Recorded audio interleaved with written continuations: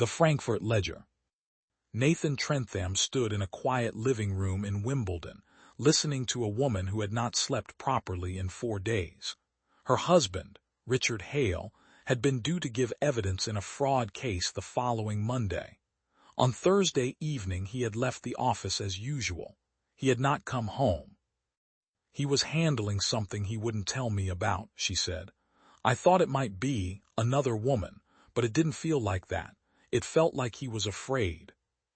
Trentham had spent 20 years reading the difference between guilt and fear. This was fear.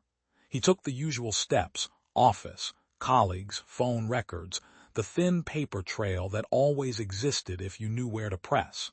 Within 48 hours the trail pointed east, a series of payments and meetings routed through Frankfurt. He made the call he did not want to make. Josef Gunther received the request in his sparse office near the Main. He was older than Trentham, slower to speak, and still carried the habits of a time when half of Germany had listened to the other half through walls. A British financier missing on the edge of a fraud trial did not surprise him. That the man's last confirmed meeting had been with a consultant named Klaus Richter did. Richter had once moved on the edges of East German intelligence, never a full officer, always a useful fixer. After the wall came down, he had reinvented himself with remarkable speed. These days he advised on cross-border corporate structures. In practice, he built shell companies the way other men built garden sheds, quickly, cheaply, and with enough layers to keep the rain off. Gunther worked his old contacts. Some still drank in the same bars. Some still owed him the kind of favors that did not appear in any file. By the 3rd day, he knew that Hale had met Richter twice in the previous month, and that the second meeting had not ended cordially. Trentham kept digging from London. Hale's private laptop, once the police finally released a mirror image, told a clearer story. The man had not been running a scheme. He had been trying to dismantle one. The shell company network that ran through Frankfurt was moving money for people who preferred not to see their names in open court. Hale had discovered how deep his own firm's exposure ran and had decided, too late and too quietly, to cut the line before the trial made it public. He had gone to Frankfurt to confront the problem directly. He had walked into a room where the problem was better prepared than he was. They met in a neutral hotel near Frankfurt Airport, the kind of place that served coffee strong enough to strip paint and sandwiches that had given up hope. Trentham arrived with a slim folder of banking records and timeline notes. Gunther arrived with a photograph of Richter and the address of a quiet apartment in Sachsenhausen. "We should go through the proper channels," Trentham said. "Freeze the accounts, let the German authorities pick him up cleanly." Gunther stirred his coffee. "Richter has survived proper channels before. He will be gone by the time the paperwork clears. I prefer to speak with him while he is still in the city."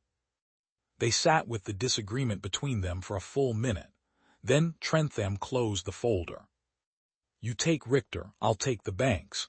We move on the same afternoon. If either side collapses, we still have the other." Gunther nodded once. It was as close to a handshake as either man required. Trentham's paperwork did what good paperwork sometimes can. It forced 3 compliance officers and 1 very nervous vice president to freeze a set of accounts that had been moving money with suspicious regularity. The freeze was temporary, but it was loud enough inside the right buildings. Gunther's conversation with Richter was quieter and more direct. He found the fixer in the Sachsenhausen apartment, packing a single suitcase with the unhurried air of a man who had always kept a second passport ready. Gunther did not raise his voice. He simply laid out what he knew: the meetings, the shells, the British financier who had become inconvenient, and asked where Hale was being kept. Richter looked at the older German for a long time. Then he named an address. They found Richard Hale in a 3rd-floor flat near the Ostbahnhof, unharmed but hollow-eyed. He had been held as leverage, not as a corpse in waiting. Richter had wanted him quiet until the trial window closed and the more sensitive accounts could be rearranged. The sudden pressure from both the banks and Gunther's visit had made the risk greater than the reward. Hale was returned to London under quiet escort. The fraud case proceeded without his full testimony. Enough documentary evidence remained to keep the prosecution alive. Richter found that several of his more useful banking relationships had cooled overnight. He left Frankfurt within a week. No press conference was held.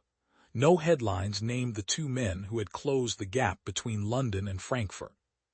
Trentham and Gunther shared one final coffee at the airport before the British detective flew home. The coffee was still bad. "You still prefer Channels," Gunther observed. "They have their uses," Trentham said.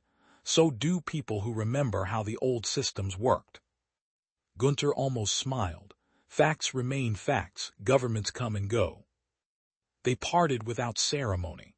The ledger, both the financial one and the quieter record of what had been done, closed as both men preferred it, without noise and with the missing man still alive.